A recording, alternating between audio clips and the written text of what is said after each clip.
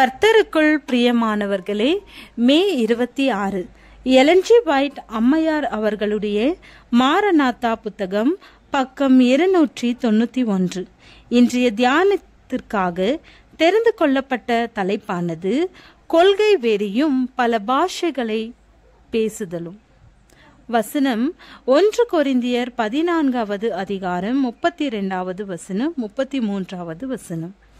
தீர்க்கதரிசிகளுடைய ஆவிகள் தீர்க்கதரிசிகளுக்கு அடங்கி இருக்கிறதே. தேவன் கலகத்திற்கு தேவனாயிராமல் சமாதானத்திற்கு தேவனாயிருக்கிறார். பரிசுத்தவான்களுடைய சபைகள் எல்லாவற்றிலேயும் அப்படியே இருக்கிறது. ஓய்வு நாளை ஆசரிப்பவர்களில் ஒரு குறிப்பிட்ட வகுப்பாரை கொள்கை வெறியின் ஆவி ஆளுகை செய்திருக்கிறது. அவர்கள் சத்திய ஊற்றிலே சிறிதளவே உறிஞ்சி குடித்திருக்கிறார்கள்.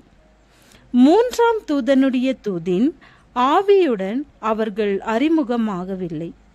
இவர்களது வெறி பிடித்த கருத்துக்கள் திருத்தப்படும் வரை இந்த வகுப்பாருக்கு எதுவும் செய்ய முடியாது. இந்த நபர்களில் சிலர் வெளிப்படுத்துகின்ற செயல்களை வரங்கள் என்ற பெயரால் அழைக்கிறார்கள். அவர்களை ஆண்டவர் சபையில் வைத்திருக்கிறார் என்று கூறுகிறார்கள். அவர்களிடத்தில் பொருள் விளக்கமற்ற தெளிவற்ற பேச்சு இருக்கிறது. அதை அவர்கள் அறியாத பாஷை என்று அழைக்கிறார்கள்.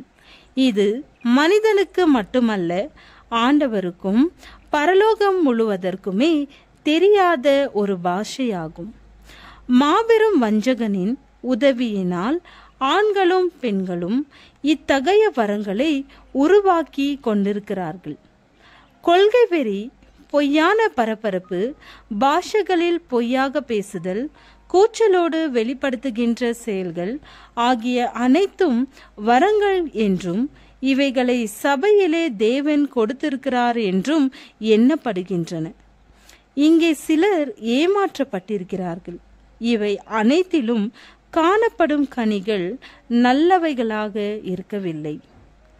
கட்டுப்பாட்டிற்கும் அமைப்பிற்கும் ஒழுங்கிற்கும் கீழ்ப்படியாத அநேக அமைதியற்ற ஆவிகளும் உண்டு. அவர்கள் தங்களுடைய சொந்த மதிப்பீடுகளை ஒதுக்கி வைத்து அனுபவம் வாய்ந்தவருடைய தீர்மானங்களுக்கு கட்டுப்படுவார்களானால் தங்களது தன்னாட்சி உரிமைகள் குறைக்கப்பட்டுவிடும் என்று நினைக்கிறார்கள். தங்களது கூட்டங்களிலிருந்து அசட்டை செய்கின்ற ஒழுங்கீனமான கொள்கை வெறியின் ஆவியை கட்டளையிட்டு வெளியேற்றி கட்டுப்படுத்துகின்ற மனப்பாங்கு இருந்தாலொழிய தேவனுடைய வேலை முன்னேற்றமடையாது. என்ன பதிவுகளும் உணர்வுகளும் ஆண்டவரால் ஒருவர் நடத்தப்படுகிறார் என்பதற்கு உறுதியான ஆதாரம் அல்ல.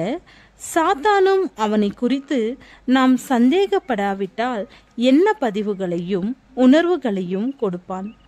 இவைகள் பாதுகாப்பான வழிகாட்டிகள் அல்ல. அனைவரும் தங்களை முழுக்க முழுக்க நமது விசுவாசத்திற்கான ஆதாரங்களோடு அறிமுகப்படுத்தி கொள்ள வேண்டும்.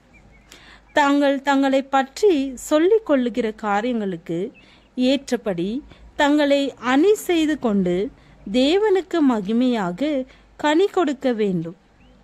அற்பமான கேலி செய்கின்ற அசட்டையான ஆவி கண்டிக்கப்பட வேண்டும்.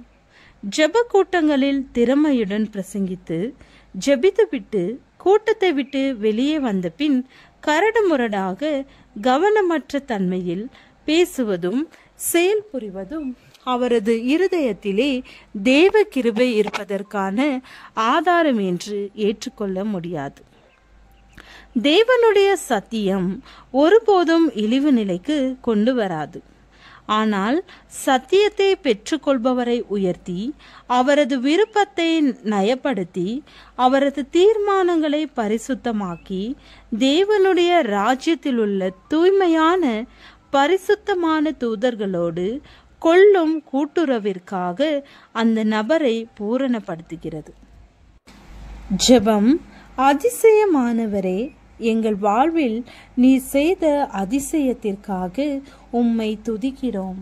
ஆமேன்.